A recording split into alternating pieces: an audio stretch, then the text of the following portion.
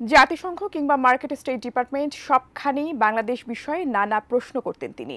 ন্যায়ের পক্ষে কলম ধরতে গিয়ে 10 বছর আগে নির্বাসিত হয়েছিলেন। তবুও দেশের প্রতি ভালোবাসা ছিল অবিচল।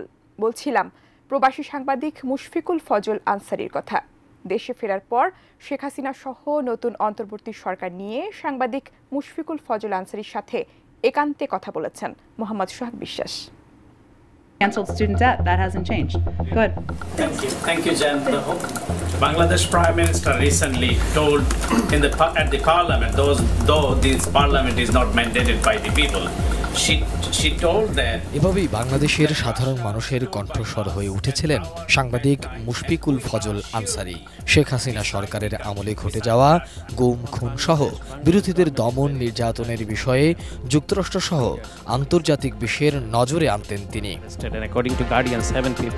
বৈষম্য বিরোধী ছাত্র আন্দোলনের সময় ইন্টারনেট বন্ধ করে ছাত্র জনতার উপর আইন শৃঙ্খলা বাহিনীর নির্বিচারে গুলিবর্ষণ, জাতিসংঘের লোগো ব্যবহার করা ট্যাঙ্ক নিয়ে মহড়া সহ ওই সময়ে নানা বিষয় নিয়ে যুক্তরাষ্ট্রের অবস্থান জানতে চেয়ে প্রশ্ন করেন মুশফিকুল ফজল।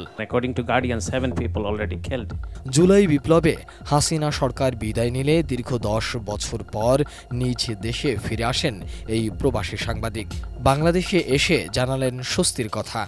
এই অভিজ্ঞতাটা বিচিত্র। আমি বাংলাদেশের বাহিরে বহুবার যাওয়ার সুযোগ হয়েছে, গিয়েছি নানা কারণে, পেশাগত কারণে, পড়াশোনার কারণে, কিন্তু দীর্ঘকাল এত দীর্ঘ সময় বাংলাদেশের বাইরে আমার থাকতে হয়নি। দীর্ঘ 10 বছর বাংলাদেশের বাইরে থাকতে হয়েছে এবং এই 10 বছর পরে আমি দেশের মাটিতে ফিরতে পেরে আমি আনন্দিত এবং আমি শুরুতেই শ্রদ্ধা নিবেদন করছি সেই সমস্ত বীর শহীদদের প্রতি যাদের আত্মত্যাগের বিনিময়ে বাংলাদেশের দ্বিতীয় স্বাধীনতা অর্জিত হয়েছে এবং বাংলাদেশ তার একটি মুক্ত আবহ তৈরি হয়েছে বাংলাদেশে।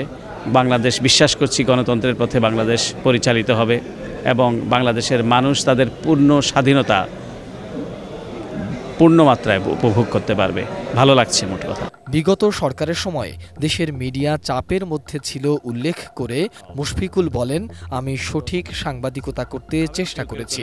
আমার সাংবাদিক আইডেন্টিটিটাকেও অনেকে ভিন্নভাবে বলার চেষ্টা করতেন, সুতরাং চাপটা যেমন আপনাদের ছিল, আমি আমার সময়টাকে আমি কাজে লাগাতে চেয়েছি আমার সাংবাদিকতার মধ্য দিয়ে এবং স্টেট ডিপার্টমেন্ট, জাতিসংঘ, আপনি জানেন যে আমি একটি সম্প্রতি কাজ করছি যেটাতে একটি foreign policy magazine south Asia perspectives সেখানে, এবং আমি একটা অধিকার সংগঠনের সাথেও যুক্ত, right two freedom Washington based, এবং আমি কিছুদিন লন্ডনেও ছিলাম, সেখানেও আমি ওয়ার্ক এক্সপিরিয়েন্স রিপোর্টার হিসেবে কাজ করেছি সানডে টাইমস এবং টাইমস নিউজ পেপারে। তারপরে জাতিসংঘ কভার করেছি, দীর্ঘদিন আমি রেসিডেন্ট করেসপন্ডেন্ট ছিলাম। তারপরে আমি ওয়াশিংটনে মুভ করার ফলে আমি তাদের পার্মানেন্ট করেসপন্ডেন্ট হিসেবে কভার করি এবং আমার মূল উদ্দেশ্য ছিল যে সঠিক জিনিসটি তুলে ধরা। বাংলাদেশের মানুষ এত নির্যাতনের শিকার, নিগৃহণের শিকার। আমরা যখন গ্লোবাল প্ল্যাটফর্মে দেখি অন্যান্য দেশগুলোকে খুব জোরে সোরে উচ্চারিত হচ্ছে, তাদের বিষয়গুলি খুব অ্যাড্রেস করা হচ্ছে, কিন্তু বাংলাদেশ তালিকায় খুব পেছনে ছিল সব দিক থেকেই। গণতন্ত্রের কথা বলেন, আপনি মানবাধিকারের কথা বলেন, রোহিঙ্গা ইস্যু বলেন, আপনি অন্যান্য ইস্যু, ইভেন ইকোনমিক ক্রাইসিস, অনেক বিষয়গুলো আমাদের সামনে আসতো না। সেই বিষয়গুলোকে সামনে নিয়ে আসা এবং সেটাকে অ্যাড্রেস করা এবং গ্লোবালি যাতে বাংলাদেশ এই যে একটা পরিস্থিতির শিকার, বাংলাদেশের মানুষের অধিকার কেড়ে নেওয়া হয়েছে, মত প্রকাশের স্বাধীনতা কেড়ে নেওয়া হয়েছে, এই বিষয়গুলোকে অ্যাড্রেস করা, প্রথমত হলো তাদের কাছ থেকে জানা এবং জানানো, দুটি আমি করার চেষ্টা করেছি এবং এই চেষ্টা আমার অব্যাহত থাকবে বাংলাদেশের মুক্ত মত প্রকাশের সাথে। কাঠ ও পিভিসি ম্যাটেরিয়ালের সংমিশ্রণে তৈরি আধুনিক আরএফএল উডিডো, কাঠের চেয়েও কঠোর। এক সময় সাবেক প্রধানমন্ত্রী বেগম খালেদা জিয়ার সহকারী প্রেস সচিব থাকাটা নিজের জন্য গর্বের বলেও উল্লেখ করেন প্রবাসী এই সাংবাদিক। না, প্রথমত আপনার একটু সংশোধন করি, আমি বিএনপি চেয়ারপারসনের সহকারী প্রেস সচিব ছিলাম না, আমি ছিলাম, এটি বাংলাদেশের বাস্তবতা, আমি বাংলাদেশের নির্বাচিত প্রধানমন্ত্রী যিনি ছিলেন 2001 সাল থেকে 2006 সাল মেয়াদে আমি বাংলাদেশের নির্বাচিত প্রধানমন্ত্রীর সহকারী প্রেস সচিব ছিলাম, বিএনপি চেয়ারপারসনের নয়। এবং আমি এটা প্রাউড করি, আমি গর্বের সাথে বলি যে বেগম খালেদা জিয়া বাংলাদেশের নির্বাচিত প্রধানমন্ত্রী। তিনি সারা বাংলাদেশ ব্যাপী ইলেকশন করেছেন, সবগুলো আসনে নির্বাচিত হয়েছেন। তো তার একজন নির্বাচিত প্রধানমন্ত্রীর প্রেস উইংয়ের দায়িত্ব পালন করা আমি এটি মনে করি যেটা আমার একটা গর্বের জায়গা, গর্বের অংশ। তার মানে এই নয় যে নিজের সব বিবেক বন্ধক দিয়ে মানে কাজ করতে হবে, সেটিও আমি মনে করি না। আমি যখন, আপনি একটা তথ্য দিতে চাই, আমি যখন প্রধানমন্ত্রীর অ্যাসিস্ট্যান্ট প্রেস সেক্রেটারি ছিলাম, তখনও আপনি চেক করতে পারবেন ভয়েস অফ আমেরিকা বাংলা বিভাগে রোকেয়া হায়দার আমার একটা ইন্টারভিউ করেছিলেন। সেই সময় কিন্তু আমি বিং অ্যাসিস্ট্যান্ট প্রেস সেক্রেটারি সরকারের কোনো একটা কাজের সমালোচনা সেখানেও করেছিলাম। সুতরাং আমি মনে করি যে বাংলাদেশের এই চেষ্টাটা অব্যাহত থাকা উচিত, সাদাকে সাদা বলা, কালোকে কালো বলা। তো সুতরাং আমি সেই চেষ্টাটুকু সবটুকুই করেছি এবং আমি মনে করি না যে এখানে, এবং বিএনপি যদি আপনি বলেন, বিএনপি তো বাংলাদেশের কোনো নিষিদ্ধ দল নয়। আমি বিএনপি যদিও মানে প্রতিনিধিত্ব করি না, কিন্তু যেভাবে বিএনপিকে চিত্রিত করা হয়েছে এই দীর্ঘকাল 15 বছর, মনে হতো যে এটি মানে একটা নাক ছিটকানোর মতো একটা বিষয়, অথচ এই দল দীর্ঘকাল বাংলাদেশের গণতন্ত্রের জন্য আন্দোলন করেছে, সংগ্রাম করেছে। সুতরাং সেটি আরেকটি বিষয়, আরেকটি আলোচনা। সুতরাং আমি মনে করি যে এটা কোনো সাংঘর্ষিক কোনো বিষয় নয়। এবং সবাই, যেমন আপনি জেন সাকি, প্রেসিডেন্ট বাইডেনের প্রেস সেক্রেটারি, তিনি এখন MSNBC-তে কাজ করছেন। ম্যাকানিন, তিনি ছিলেন প্রেসিডেন্ট ট্রাম্পের প্রেস সেক্রেটারি, তিনি এখন ফক্স নিউজে কাজ করছেন।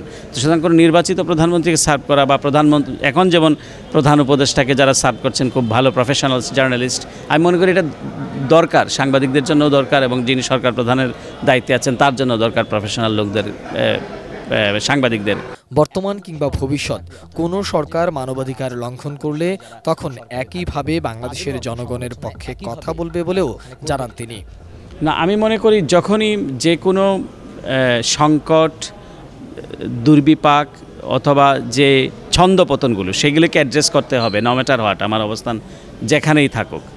যে বাংলাদেশের গণতন্ত্র যদি আবারও হুমকির মুখে পড়ে, আবারও যদি বাংলাদেশের মানবাধিকার ভুলণ্ঠিত হয়, তো অবশ্যই সেটি কথা বলতে হবে, যে অবস্থানেই থাকি না কেন। এবং শুধু এখানে আমি বলে রাখি, শুধু আমি নয়, আমি হয়তো ধরেন গ্লোবাল প্ল্যাটফর্মে বিষয়টা নিয়ে এসেছি, সেটা একটা সাইড।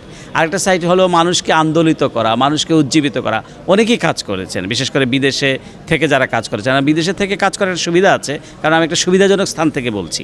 এবং যারা এখানে যারা কাজ করেছে, যেটা আমি শুরুতে বলেছি, যারা এখানে এখনও যারা কাজ করছেন এবং যারা দীর্ঘকাল সংগ্রাম করেছেন, যারা আত্মাহুতি দিয়েছেন, অনেক ধরনের বাধা বিপত্তির ভেতর দিয়ে যারা কাজ করছেন, আমি মনে করি তারাই রিয়েল হিরো। সুতরাং আমরা সকলের সম্মিলিত প্রয়াসেই আমরা একটা সামনের দিকে যাবার সুযোগ পেয়েছি এবং বাংলাদেশ থেকে স্বৈরাচার ফ্যাসিস্ট শেখ হাসিনা পালাতে বাধ্য হয়েছে। বিদেশের মাটিতে থাকলেও দেশের প্রতি সবসময়ই ভালোবাসা অনুভব করেছেন বলেও জানান মুশফিকুল ফজল আনসারী। বাংলাদেশেই থাকবেন কিনা? বাংলাদেশে এখন এটা ইটস টু আর্লি, আমি বাংলাদেশে থাকবো কিনা আমি এই মুহূর্তে বলতে পারছি না। সোহাগ বিশ্বাস, এটি নিউজ, ঢাকা। আসেননি, আমার স্ত্রী সেখানে থাকেন, শিক্ষকতা করেন।